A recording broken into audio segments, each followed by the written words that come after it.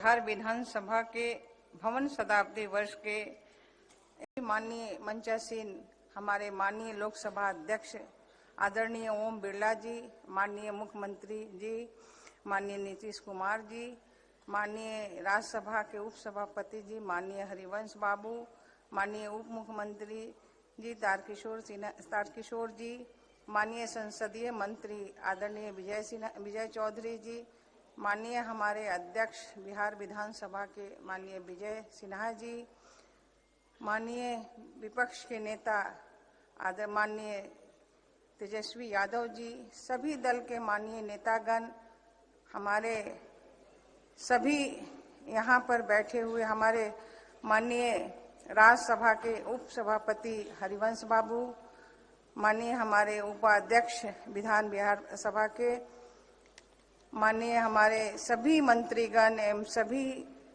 हमारे जो भी विधानसभा के सदस्य, विधान परिषद के सदस्यगण, हमारे माननीय पूर्व मंत्री एवं पूर्व सांसद भाई रूडी जी और सभी विधानसभा विधान परिषद के हमारे अधिकारीगण, कर्मचारीगण एवं सभी प्रेस मीडिया के सभी सदस्यगण, सबसे पहले मैं आज के इस अवसर पर माननीय अध्यक्ष जी को और साथ साथ सभी को मैं हार्दिक अभिनंदन और स्वागत करती हूं।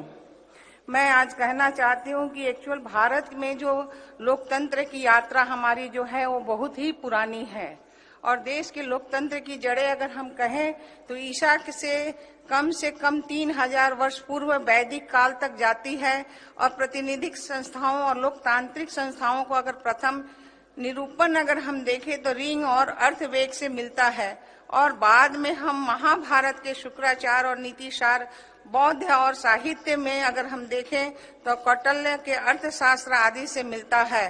बिहार तो हमारे लोकतंत्र की पालना ही रहा है।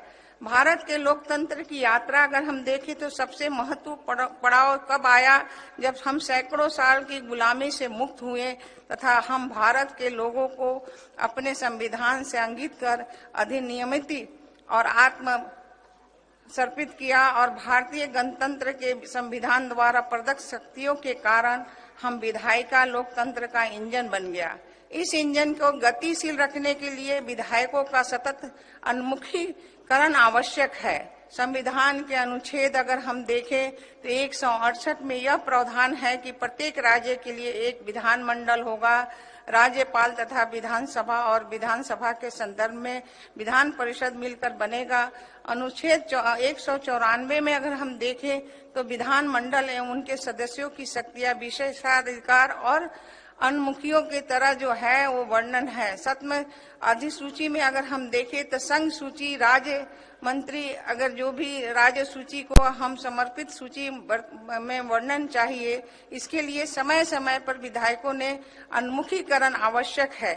हमें संविधान की प्रस्तावना एवं संविधान में वर्णित नीति के निर्देश पे तत्व के अनुरूप राज्य को बनाना है और इस संदर्भ में मैं कहना चाहूंगी कि संविधान के नीति निर्देशक के तत्व को वर्णित करते हुए शराबबंदी के लिए अगर बिहार सरकार द्वारा प्रशंसनीय अभियान अगर चलाया जा रहा है, इस अभियान को सफल बनाने में विधायकों की बहुत ही बड़ी महती भूमिका है।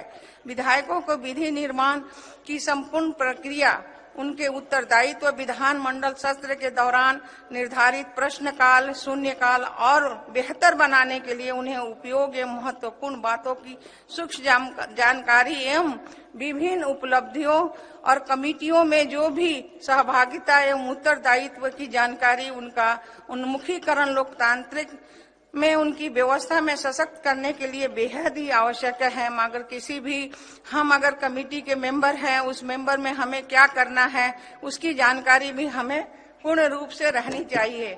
यह युग संचार क्रांति का युग है। इस वर्ष अपने देश में 5G सेवा शुरू होने वाली है।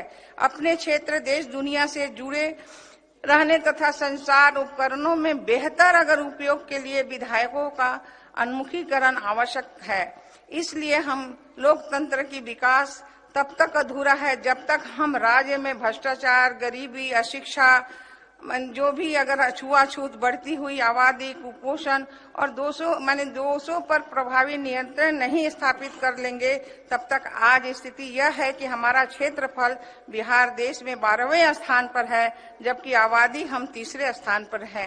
प्रति वर्ग मीटर जनसंख्या हमारा घनत्व है और हम देश में अव्वल हैं। हमें इस पर भी ध्यान देना होगा।